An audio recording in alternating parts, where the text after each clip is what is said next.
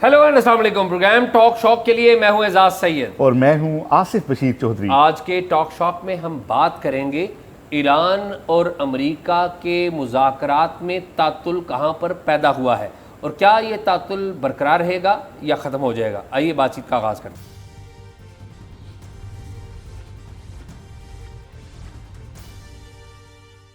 एजाज कैसे हैं आप? खैरियत से हैं? आसिफ मैं ठीक हूं, आप सुनाएं क्या नई ताज़ी है। यार अमरीकी सदर पहले तो कह रहे थे कि ईरान आ रहा है, फिर एक स्टेटमेंट ये भी आया कि आज दस्तखत हो जाएंगे, लेकिन ईरान कह रहा है कि एतमाद नहीं है। बुनियादी बात जो एतमाद है वो उसको ब्रीच कर रहा है अमरीका और हम आ नहीं रहे। तो क्या सूरत हाल बनती नज़र आ रही है? ईरानी आएंगे? अगर आएंगे तो कब आएंगे? आसिफ सबसे पहले बात तो यह है कि पाकिस्तान ने बाकायदा तौर पर अमेरिका और ईरान को सीज फायर में तोसी की दरख्वास्त कर दी है। आपको पता है कि 22 अप्रैल को सीज फायर की डेडलाइन थी, मगर अभी तक दोनों फ्रीक इकट्ठे नहीं हुए। तो है कि दोनों फ्रीक इकट्ठे भी होंगे और सीज फायर में तोसी के ऐलानात भी हो जाएंगे। आपको पता है कि आज अमेरिका की जो पाकिस्तान में तैनात हैं चार्ज डी अफेयर नाज़िमुल उमूर नेटली बैकर, वो मिली है पाकिस्तान के नायब वज़ीर आज़म व वज़ीर ख़ारजा इसहाक डार से, और वहाँ पर भी ये बात हुई है। शेड्यूल ये है कि अमेरिका के जो नायब सदर हैं जेडी वैंस, उन्होंने मंगल की सुबह अमेरिका के टाइम के मुताबिक 6 बजे के करीब वहाँ से निकलना था। अभी बाय द टाइम जब हम ये बात कर रहे हैं तो उस वक्त तक वो शायद निकल चुके होंगे। एक तीसरे मुल्क में उनका स्टॉप ओवर है और तीसरे मुल्क में जो उनका स्टॉप ओवर है वो रीफ्यूलिंग के लिए कहा जा रहा है कि वो स्टॉप ओवर है, और रीफ्यूलिंग जब हो जाएगी तो फिर आगे वो चलेंगे।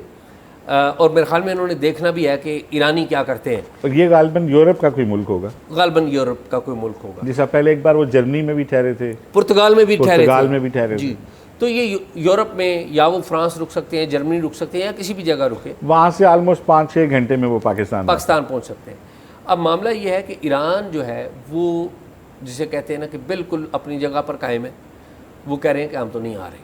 अगर देखें ईरानियों की बात तो वो भी अपनी जगह ठीक कह रहे हैं बात। वो ये कह रहे हैं, एक तो ये है कि जो ट्रंप बयान दे रहे हैं, बार बार तौहीन आमेज़ बयान दे रहे हैं, वो ठीक नहीं है। दूसरा वो क्या कह रहे हैं? दूसरा वो ये कह रहे हैं कि आपने सीज़ फायर हो चुका हुआ है, हमने अब नए हरमुज़ खोल दिया हुआ है, आपने ना सिर्फ ब्लॉकेड की हुई है और ब्लॉकेड के बाद आपने हमारा जो बहरी जहाज़ है टॉस का वो उसको भी आपने कब्ज़े में ले लिया। तो मेरा ये ख्याल है कि दिस इज़ वेरी सीरियस। अगर मुज़ाकरात नहीं होते, क्योंकि सीज़ फायर का टाइम भी ख़त्म होने वाला है, अब चंद घंटों के फासले पे है सीज़ फायर का टाइम। सीज़ फायर जो अनाउंस किया था पाकिस्तान ने अमेरिका और ईरान की कंसल्टेशन के बाद, तो मेरे ख़्याल में एक बड़ा ही अहम मामला है। ईरान ने फॉर्मली कहा है ईरान ने कि देखिए हम ताकत के सामने नहीं झुकेंगे, धमकियों को कबूल नहीं करेंगे। ताकत और धमकियों में आने वाले हम कौम नहीं है, क्योंकि हम दुनिया की सबसे बड़ी सिविलाइजेशन है, वो अपने आप को ये कहते हैं। तो मेरा ये ख्याल है कि ये जो सीज़ फायर है ये शायद एक्सटेंड होगा। पहली असेसमेंट तो ये है कि ये सीज़ फायर एक्सटेंड होगा, मुज़ाकरात होंगे, लेकिन अमरीकियों को मुज़ाकरात करने के लिए ईरान की कुछ बातें माननी पड़ेंगी। अच्छा, ट्रंप अभी भी कह रहे हैं जी कि अगर ये मुज़ाकरात की तरफ ना आए तो फिर धमाके फटेंगे, गोले चलेंगे, और एक तरफ से वो दबाव भी डाल रहे हैं, एक तरफ से वो उन्होंने जो नाकाबंदी की, फिर जो वो मोसल जो था उसको कब्ज़े में लिया। तो ये सारे वाकई बयानात ऐसे हैं जिससे मुज़ाकरात की कोशिशों को वाकई में सीरियसली नुकसान हुआ। लेकिन दूसरी तरफ ईरान जो है, ईरान के मुतालबात जो हैं यूरेनियम की अफसूदगी का, अगर वो पहले 100% कह रहे थे तो अब 400% की बात की जा रही है। तो क्या इसके ऊपर भी कोई डेडलॉक है? देखिए इसके ऊपर तो बातचीत होनी है ना यहाँ पर, इसी के लिए बातचीत तो करने आ रहे हैं। जो बताते हैं जो पसे पर्दा चीज़ों को जानते हैं, वो ये कहते हैं कि यूरेनियम के ऊपर एक बेसिक अंडरस्टैंडिंग कर ली गई है कि ईरान यूरेनियम को अमेरिका के हवाले नहीं करेगा, बल्कि उस यूरेनियम को एक नई शक्ल दे देगा, उसको किसी तेल में बदल देगा जो कि मेडिकल के लिए मेडिकल के काम के लिए जो भी उसका इस्तेमाल और उसके लिए IAEA के जो इंस्पेक्टर्स हैं उनकी मौजूदगी में उसको नया रंग दे देगा, ताकि वो जो अमेरिका का खौफ है कि वो बम ना बनाए या एटम बम ना बनाए, उससे निकल जाए।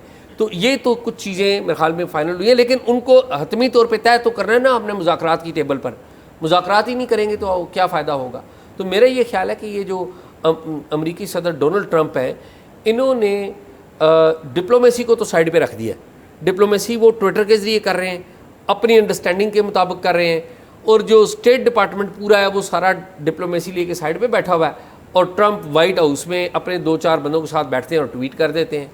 और उसी से मेरा ख्याल है ज़्यादातर खराबी, उसी से ज़्यादातर। मुझे किसी ने बताया कि पाकिस्तान ने भी रिक्वेस्ट की थी कि अगर बयानात जो हैं उनका सिलसिला रोका जाए तो माहौल बेहतर हो सकता है। बात करें ना, सिर्फ मुज़ाकरात का नहीं है बल्कि सालिस भी हैं, मतलब दोनों तरफ से हम गारंटी भी उठा रहे हैं कि चाह भी नहीं है कि ये चीज़ें हों। तो मेरा ख्याल है इस पे तो अभी यही है कि बाकी दुनिया की तरह हमारी भी नज़रें लगी हैं। यहाँ पे तो सारी तैयारियाँ मुकम्मल हैं, पब्लिक ट्रांसपोर्ट बंद है, रोडें भी बंद हैं, यहाँ पे मामलात वैसे ही चल रहे हैं जैसे हम पहले प्रोग्राम में बता चुके हैं। तो अब देखते हैं कि कितना जल्दी जो है ईरान की तरफ से कोई जवाब आता है, और दुनिया ये जो एक सुई की टिक टिक टिक टिक को देख रही है, जो एक काउंट डाउन है कि अभी सीज़ फायर का वक्त ख़त्म हो रहा है, अभी ख़त्म हो रहा है, क्या होगा। तो हमारी भी दुआ है कि हम इस सूरत हाल से बाकी दुनिया के साथ निकलें। ऐसा ही है, ऐसा ही मेरे ख्याल में आज तो यही था। बिल्कुल ठीक है। अगर सिचुएशन चेंज होती है तो हम एक ऑनलाइन प्रोग्राम ज़रूर करेंगे, आपसे गुफ्तगू ज़रूर करेंगे उस वक्त की सिचुएशन के एतबार से।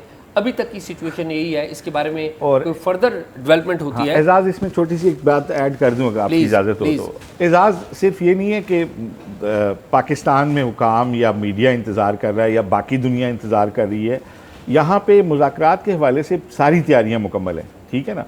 और अमरीकी भी आए हुए हैं और बाकी भी जो यहाँ पे जो इंतज़ामात हैं उसके हवाले से तमाम तर तैयारियाँ मुकम्मल हैं। सिर्फ जो है एक बर्फ़ जो है उसको पिघलना है, सिर्फ एक अनाउंसमेंट होनी है ईरान की तरफ से कि यस वी आर कमिंग।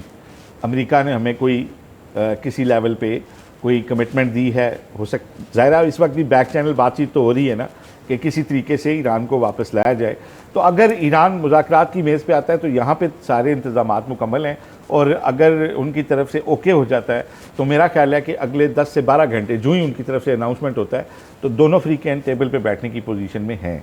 और उसके बाद मेरा ख्याल है कि ज़्यादा लंबा नहीं चलना, क्योंकि पिछले मुज़ाकरात में भी चीज़ें काफ़ी क्लोज़ आ चुकी थी। अगर वहीं से आगे चीज़ें चलीं तो उम्मीद की जा सकती है कि कोई अच्छी खबर आ सकती है। बिल्कुल ठीक है। तो आसिफ यही है में एक बात आसिफ हम अपने देखने वाले को ज़रूर बताएं कि अगर सिचुएशन कोई चेंज होती है तो उस वक्त के एतबार से हम एक शो ज़रूर अपडेट करेंगे, और वो किसी टाइम भी हो सकता है, ठीक है। तो नाज़रीन, प्रोग्राम आपने देखा, प्रोग्राम के बारे में अपनी राय ज़रूर दीजिएगा, और अगर कोई मालूमात हो तो talkshop777@gmail.com पे शेयर कीजिए। अल्लाह हाफ़िज़।